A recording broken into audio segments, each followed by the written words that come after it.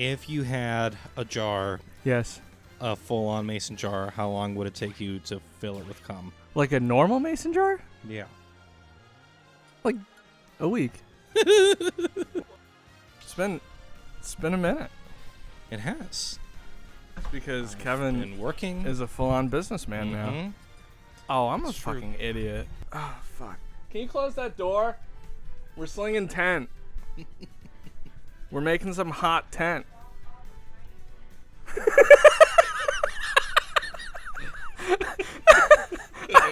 I hope that picked up. Oh. Whew. Oh, fucking God. Jesus Christ. Yeah, no, we're not going to do that. Kev, Yeah. you specifically mentioned something before. I made a little U. Oh, it's me. That's not. I mean, that is pretty typical for me. Yeah. You mentioned something before that you didn't want to talk about on here, but I want to talk about it. Of what? The cum jar. Cum jar?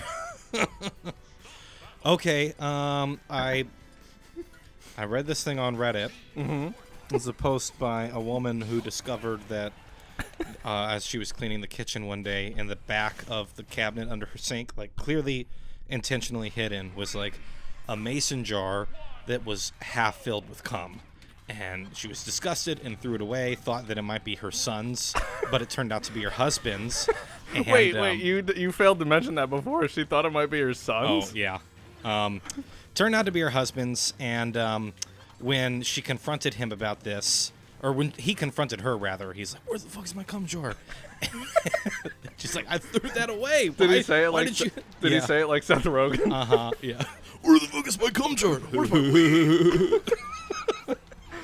Okay. He was very upset, and she's like, "I threw that fucking shit away. Why did you have that?" And he was being very evasive. Said like, "Don't kink shame me. I've been doing it since I was a little boy. There's nothing wrong with coming in a jar. Who Which cares?" fair. I mean, he's right. Yeah. Well, she keeps It's pretty pressuring normal. him. She keeps pressuring him on it. And he's like, "I'm gonna start over. Don't touch my cum jar this time. Leave it alone." Start over.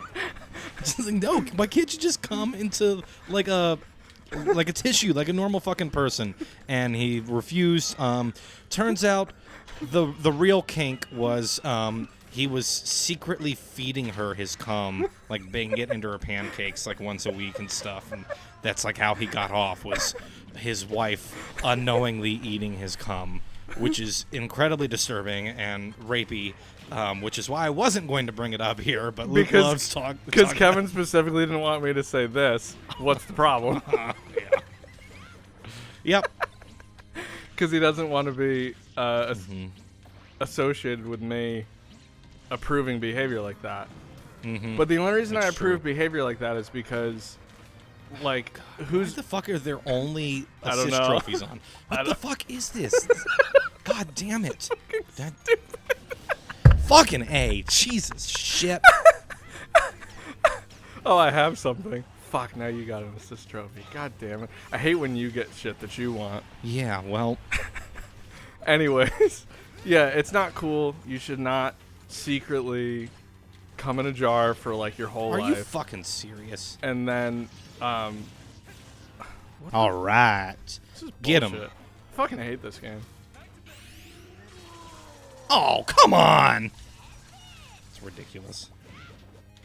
Anyways, yeah, so then I Yeah, so asked you Luke. shouldn't do that to people. I think it's not cool. Yeah. But hey, come in as many jars as you want. Just don't Right. feed it to people. Yeah, really the Or issue... ask them at least first. Do you mind if I put some cum in these cookies? Well, I guess, too, okay, and not to... Because it's bad, right? Like, the jokes aside, you shouldn't do that. It's not cool.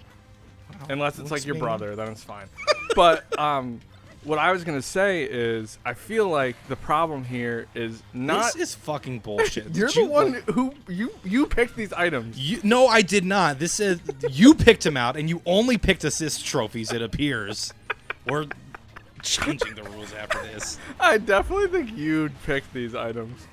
No, because okay, there's something that's not an See? assist trophy. Finally, but Anyways, what I'm saying is I feel like the thing that's especially bad about that is that so he kept it under the sink, first of all, so it wasn't even properly stored like food. So that's one. Yeah. Two is like any freshness it's gone. So like it's not stale cum. Right, like it's not adding anything to the flavor profile of the pancakes. The pancakes. The pancakes. Anyways, it's really uncool of you to even read a story like that, and I wouldn't have brought it up personally. I feel like it's a little uncool. You're doing really good. Anyways, okay, yeah. Cum jar. What's next? That's all I had. No, tell me. You said you had something that you watched. Oh, this is actually not that bad of a transition. Because it's related specifically about cum jars. It's related to penises. Okay. So I've been watching this show called How To with John Wilson. Oh yeah. Which is a great show. It's produced by Nathan Fielder. In between his days on Nathan For You and his new show, The Rehearsal, which is also great. But anyways, so if you're unfamiliar, John Wilson is this dude who, just like Nathan Fielder, is incredibly socially awkward and really leans into that and exaggerates it for the purposes of the show. And so the whole thing with the show is like he just lives in New York and he walks around New York City with his little handheld camcorder and records things that he sees. And since it's New York, it's always like the most fucking bizarre shit. Like a dude riding the subway with a bag of loose bread just tied to the handrails instead of holding it. Just random people doing random things in New York City. And so before I get into like the main point of what the show is and what I want to tell you, I want to ask you is it just because New York City is so large and there are so many people there that you're bound to find some of that weird shit? Or is there something specific about New York City itself that leads to so much absolute insane crazy? Are you asking me personally? Yes, or like from New York. From a geographical perspective? No, you're a New Yorker. Look how many things I have that are trying to kill you right now, and I it's still fucking managed to kill bullshit. myself. I think that there is a I think people in culture have been telling people for so long that the city is the place to be. That it attracts crazies. Well, first of all, it attracts. Oh wait, you want to change the rules? Oh yeah. It attracts a lot of people who believe it to be true, and I don't know. I think you have to be a little crazy to want to live there anyway, because ultimately, unless you're like ridiculous, do you not know how to do it? God. Oh my God, you're. I was just gonna go to the no items one. Don't. Oh, okay, that's fine.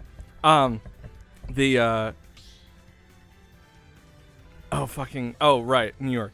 I feel like it's to want to live there, you have to already be okay with putting up with a lot of stuff that sucks. Yeah. So fair. It's like, I mean, look at us. We live in houses that we're either renting or bought that you would, if you like. I remember we had friends. Oh, this is a bad place for you. Yep. This is not good. It's fine. You're doing good already. Oh shit. I had a friend that used to live in the city, and he paid like, I think he paid like $3,000 for like a studio apartment. Yeah, it's nuts. It's ridiculous. And also too, it's like, yeah, there's good restaurants and shit, but at what cost? You know? Yeah. I don't know. Anyways, I do think there's some crazy people. Like, and my dad grew up in Yonkers, which was, it's kind of near the city. Oh, look, cat. Did you practice? Nope. I don't believe you. Shit. Oh, anyways, my dad grew up there, and he was kind of crazy. Or is kind of crazy. Continues to be crazy, I guess, would be the thing.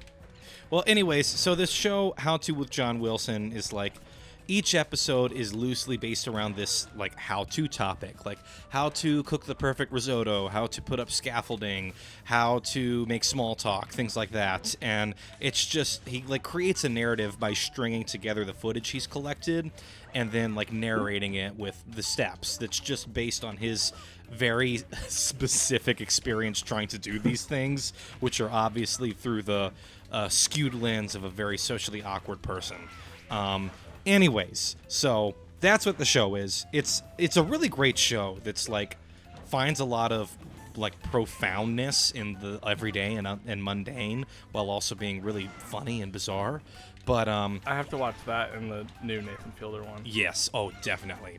But the thing that I wanted to mention was he's got this one episode at the end of the first season. If you watch just one, watch this one. It's called either like how to protect your furniture or how to plastic wrap your furniture or something like that. And the premise of the episode is he wants to protect this new chair he got from his cat who scratches up all of his stuff. And so he decides to like get it plastic wrapped. He gets like a custom plastic wrap made for it. He talks to people, interviews people in the city who have plastic wrapped furniture and all this stuff. And it leads him down this rabbit hole somehow into talking to the small but very vocal community of people who are anti-circumcision as like oh my God. protective wrap for your penis basically is the idea. And he ends up interviewing this dude. Fuck. He ends up interviewing this dude who was circumcised and is actively trying to regrow his foreskin by stretching out what bit of skin remains there every day for decades. He developed this device that is like a plastic cone that you put on the head of your penis, and then you stretch the skin over that cone, and then you place another cone over on top of it to like pinch that skin in place, and then you attach a hanging weight that hangs down your pant legs to stretch that skin over the head of the penis. And he's also rigged it such that you can do it at night as well. By attaching that weight to your the head of your bed with your penis stretching up. And the funny part is he's showing John how to do all these things. He just full on got his dick out for like 10 minutes showing him how this device works. And it's attaching working? it to his penis. I mean, it's doing what he's saying it's doing. It's stretching that piece of skin. How permanent it is, I don't know, because he's been doing it every day for decades. Well, I mean, I guess eventually there would have to be some kind of like end game here where it like gets wrapped around it again in some way, like some glue or something. I don't know what the end game is, but there's like points where John just starts like randomly like he's laying in bed naked with his dick stretched up, being pulled over the top of his head to regrow his foreskin. And John asks him, so have you seen any good movies lately? And he just continuing to lay there naked with his dick stretched out. Oh yeah, I saw Parasite. I thought that was really good. And starts talking about movies and shit. It's the most bizarre thing I've seen in a long time. We'll have to watch that. He's also a musician, and he's written multiple like foreskin regrowth songs, which I'll link in the video. Please do, yeah. Well, I would like to. You gotta watch them. It's insane. Okay. And but I gotta pause to tell you this. I'm listening. You can buy this device online. He sells it. How much? I'm not sure how much. Can you find Guess it? what the name of the device is? Is it funny or is it serious? It's hysterical. It's called... Sorry, I took a pensive swig of coffee to think. It's called the TLC Tugger. Like the TC Tugger? The TLC? Tender Love and Care Tugger. But it just reminds me of the TC Tugger. It's little. You can look up TLC Tugger. You'll go right to the website, TLC or you can buy a foreskin regrowth device. Pause it again. Stop what you're doing. I have to look at this really quick, and I know that you're gonna 100% put it on the screen, so I don't care. Oh, absolutely. TLC Tugger. Is his name John? Oh yeah, John Wilson is the show. Yeah, that's. I do see TLC Tugger. Oh no, it turned my safe search off. I wonder why. This does not look comfortable. No. It really doesn't. Wow. This is good. This is good. That's good. So, okay. I'm sorry to continue this topic. No, please. I've told you a couple of times, and you're never interested because you're not good at yes-anding. It's fine. But Emily and I will, and again, it hasn't been in a while, but we will again. We always used to find bad documentaries on purpose, right? Right. So we found a documentary. I can't remember what it's on, but I'll find it. Oh, fuck. Oh, my God. Are you going to win? No. We found a documentary that was basically it was the best parts of what you're describing, and also it was like a whole bunch of people who are really, really upset that circumcision is a thing. Yep. Which, okay, fair play, that's fine. Have you seen those people who like protest in the streets with like blood stains painted on their crotches? Yes, and... this is that's the documentary. It's that group of people. Yeah. Anyways, they also. Oh, suck it! I fucking hate this game sometimes. It's because I'm thinking about other shit. I'm not thinking about.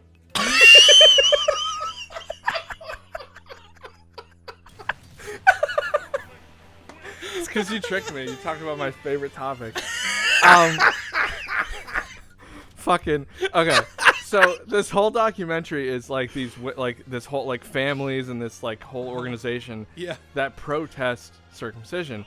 They also think it's a conspiracy. So, of course. By guess who? Deep state. Close. One step further. Who is the deep state always? The Democratic Party of pedophilic. One more step. Satanists. One more step. Jews. Oh yeah, obviously. Come on, man. It's always the Jews. But it was such a funny documentary. And like it got into the whole thing where it's like it started out, and then you know how they do it because they don't have a plan. It's like, oh, they're following a family, whatever. And it's like, okay, well, this family also, like, they won't go to school because school is also run by the deep state and Jews, obviously. So it's like they're, oh fucking god, oh my god, no, oh, man, no. No, stop focusing and talk about the Jews. Anyways, so they were, and here's, like, I actually, believe it or not, despite who I am and how I talk about people, I actually don't really care if you're, like, some kind of fringe hippie lunatic. As long as you're not hurting anybody, I really don't care, right? Yeah. Like, I think that's fine. Even by fringe hippie, like, terminology, this was an interesting group. Yeah. And they would be like, the reason I even brought this up is because one of their points, they were like, oh, well, you know how when you're in the hospital and you have a baby boy, oh, fuck. They're like,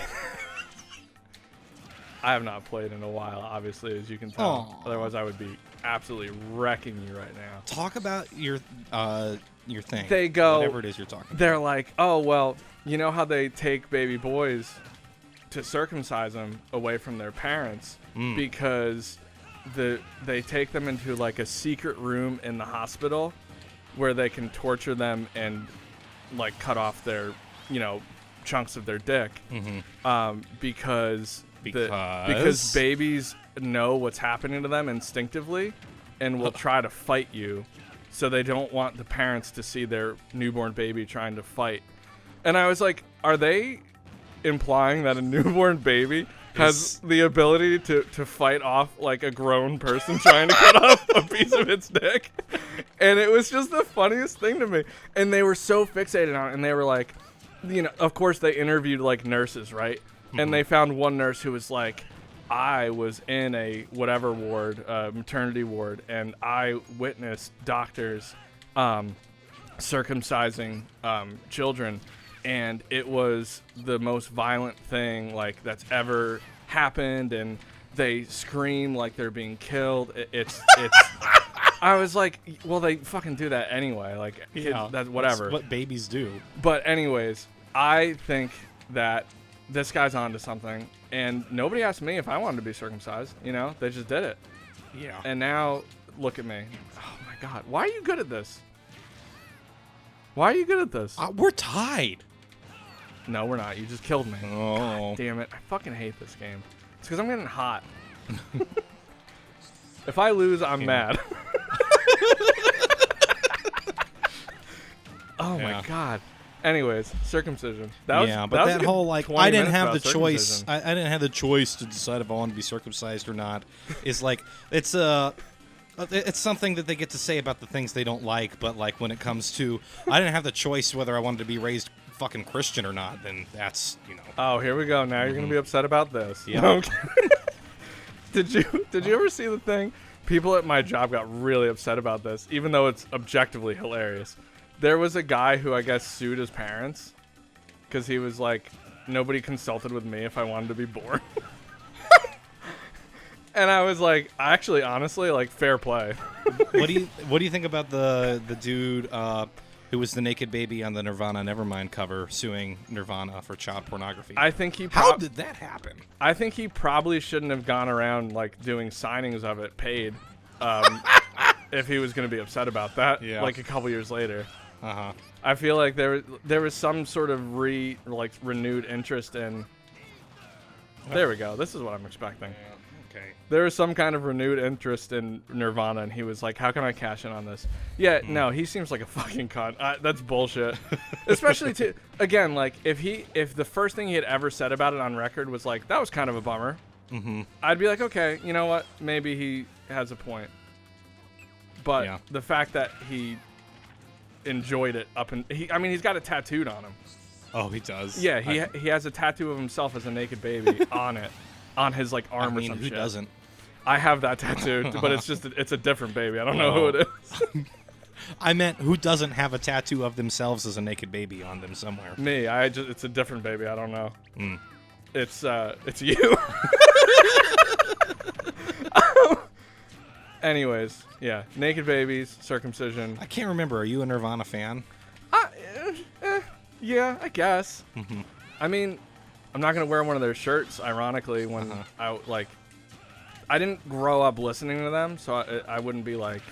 Well, I guess I did, but they weren't new when I was listening to them, so it was like sort of disingenuous for me to claim them as one of my bands. Yeah, but I was never really super into like that '90s Seattle grunge that. You don't scene. like any music other than. No, that's not true. I have a lot of contemporary music I like. Name one. Avid Brothers. Oh my God, you always talking about the fucking Avid Brothers. I like the Avid Brothers. Father John Misty, I think, is great. Do you think he's circumcised? For the most part. Based on his personality, or do you think he's an anti-Circer? I think he would definitely write a song. Do they have a term? It's Anti-Circer. Is it really? I don't know. It should be if it's not.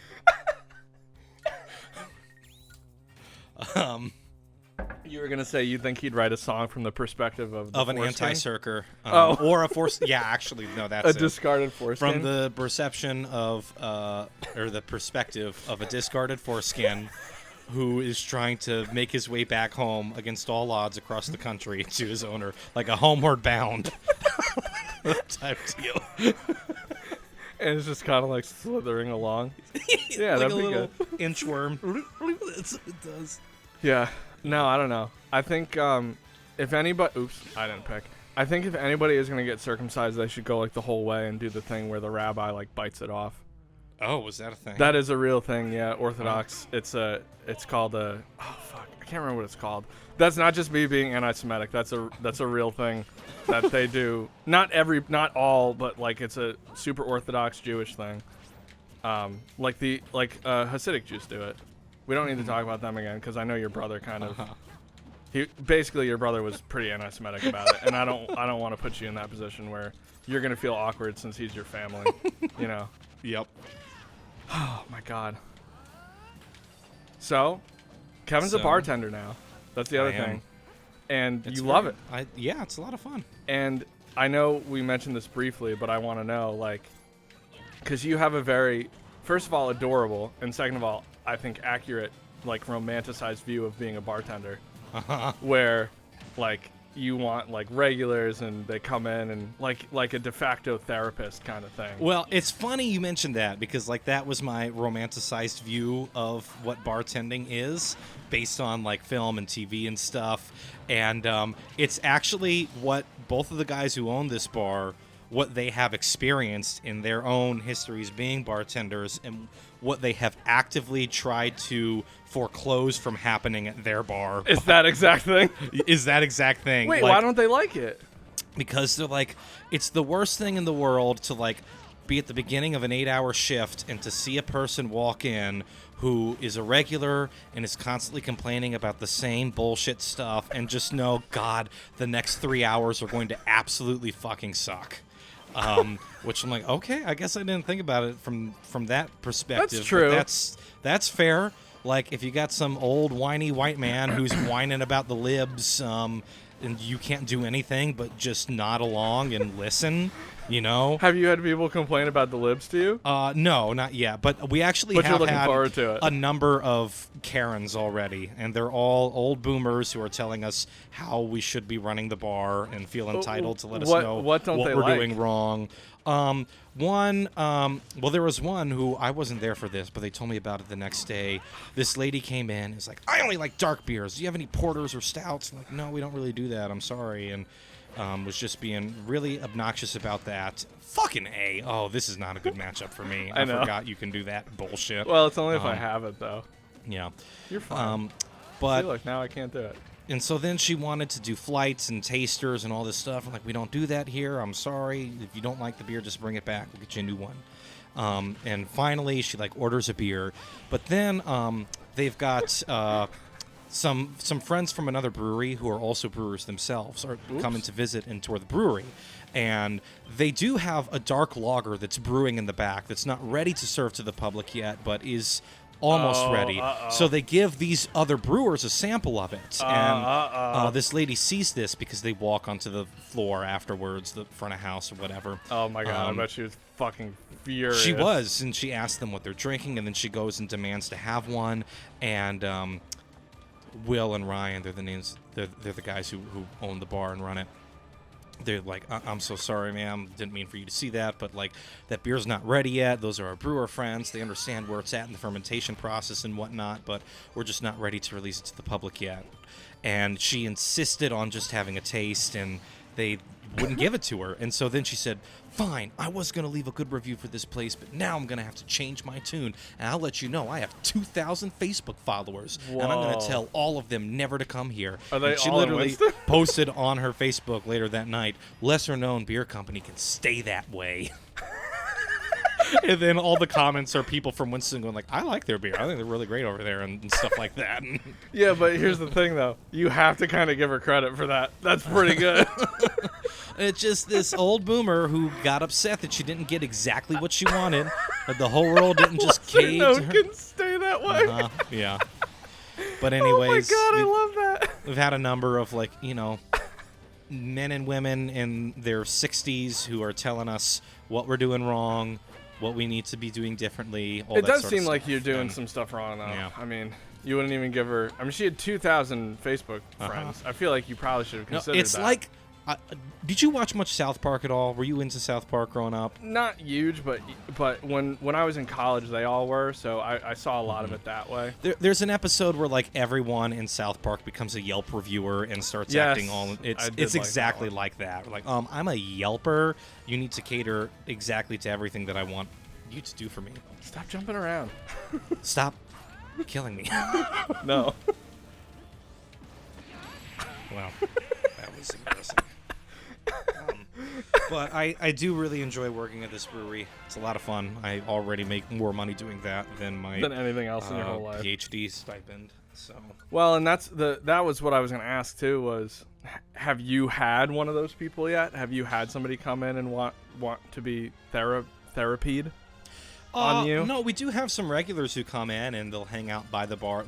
Well, so what Will and Ryan have done is they don't have seats at the bar, so that you can't hang out there. It's a good idea. Yeah. But there are some guys who will come in and they'll stand around the bar or to the area next to the bar. And like there's this one guy who religiously every Sunday right when we open at noon, his name is Tim, he comes in, he has like 3 beers and just chats for a while and then leaves. And he's very nice. And he worked as a head brewer at a number of different places for many years, so just like talk about beer and stuff. And do they give you free beer, or are they scared to let you drink? Not while I'm working, but I get free beer when I'm done working. Oh my God, look at that cat. I've also been getting a lot of free food too, because they have like food trucks and pop-ups and stuff every day, and most of them will give us all working a free meal, which is nice. So You're dead. Oh no, you're not. why are we exclusively playing on absolute bullshit courses? I like this one. It's got a big cat in the back. You love cats. Stop. Oh my God. I hate that you got me with that. Oh yeah. Anyways. The things that you celebrate are my favorite. You gotta, I'm not gonna win, so I just gotta celebrate the small You victories. could win. I don't think we've ever had this matchup.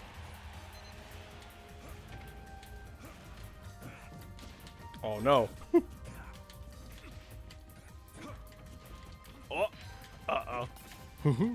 See, now I'm getting kind of nervous because you specifically said you're not gonna win, and now I feel like That's you're going always, to. Anyways. Yeah, you worked in the service industry. You were a hospital restaurant worker and I worked at a catering hall for a long time, and Yeah. I bartended there. Yeah. But it's a little bit of a different scene Yeah. because it's not really a bar. Did you enjoy it? No. Oh.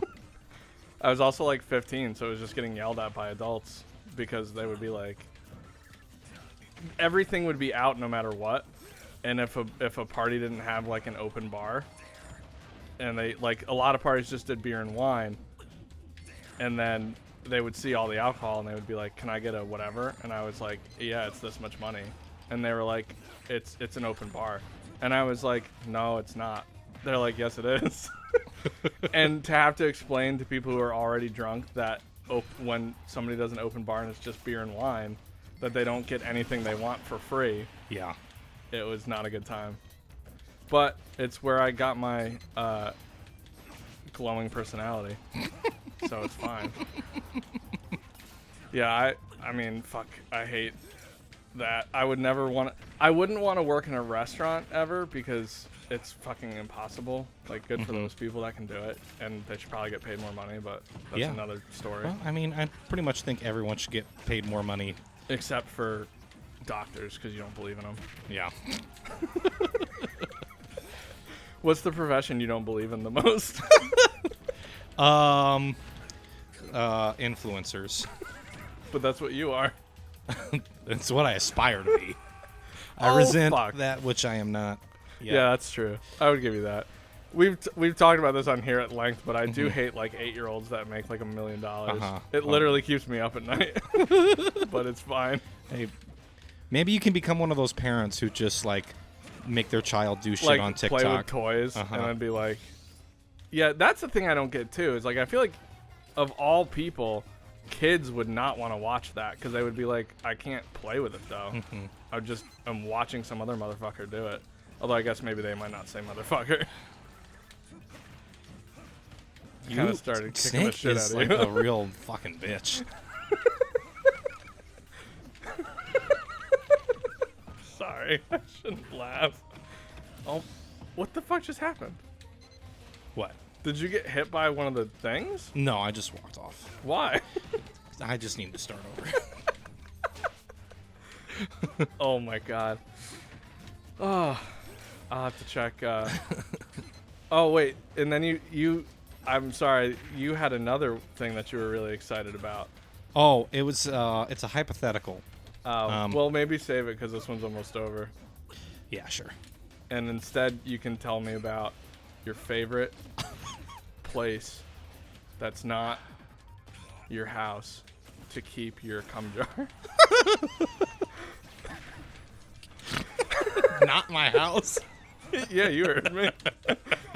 So there's a couple of assumptions here. For one is that you definitely have a cum jar. For two, you're keeping it somewhere that's not home. And I would like to know where that is. Watch out. Uh-oh. Here comes the blocks. It's going to get you. Yep. You're fine. Oh Oh my god. Where would I put a cum jar? I think if we do get to do this with Max, I think we should agree right now that the first thing we ask him is, Where do you keep a cum? where do you keep your cum jar? We need to have our list of questions that we ask guests. Every guest gets like the introductory 3 questions. 1, Where's your cum jar? Where's your cum jar? Okay. Where that cum jar at? 2, How long would it take you to fill it up? and And 3, who can would you I- feed it to? Well, I was going to say 3 is, can I try some? I had a yours good is friend better. of mine who, this isn't as gross as a cum jar. I know we have to be more We have to be higher brow than Skev. We're better than that. I don't think we are. I don't think we are either. But I had a friend who I'm sure he would do a cum jar, but that's not the topic here. He kept a fart jar when he was in college. Did it work? Yeah, it was one of those big like cheese puff things. You know what I'm talking about? The cheese balls with the blue lid that you buy at. Oh yeah. He kept his farts in that? Yeah, he kept his farts in there. What's the matter? You can talk.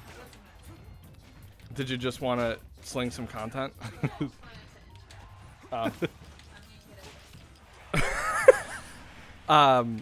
Oh, fart jar. Yeah, no. He kept a fart jar, and he farted in it every day for his entire college career.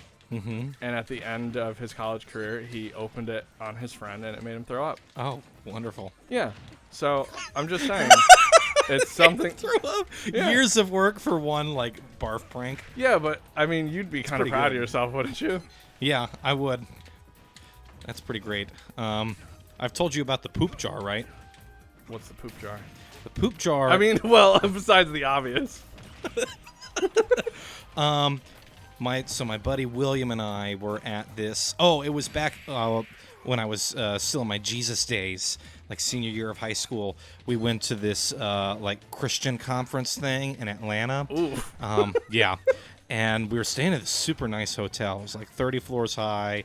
Each floor, it was like a donut that overlooked the lobby. And Stop. Yeah. Stop doing that. And so we had brought not a cheese puff jar, but a giant peanut butter filled pretzel jar on the bus right up there. We ate all of them. And then I don't know which one of us it was, but one of us said, wouldn't it be funny if we filled this jar up with poop and left it in the lobby somewhere? And so for the weekend, William and I took turns pooping into this jar and kept it in the bathroom until it became so horrendously smelly that we could not keep it in our hotel room anymore. And we thought it would be really funny if we could devise some sort of parachute device to let it float down into the lobby from the top. Did you just straight up drop a jar? No, we realized there's no way we could, like, a sheet or anything would support this weight. It would just fall and explode in the lobby. So we instead just went a few floors down from where we were staying, waited till no one was around, and threw it in a trash can because it was too smelly to do anything with. Did you put it in a plastic bag? The jar? Yeah, we had a plastic grocery bag or something that we put it in. But this is the worst one we've ever done by far. cum jar, fart jar, poop jar. Yeah, I think circumcision. We covered it. Fuck. Thank you for watching Von Wolf Brain. This is Stephen Hawking's cousin, Stephen Eaglein. I am just as smart as him and more alive than him, and I watch Von Wolf Brain every day and I love it. Oh god, I love it. Please consume more content. Click here. Or here. Or here. Thank you. I love you. Goodbye. Love. Von Wolf Brain.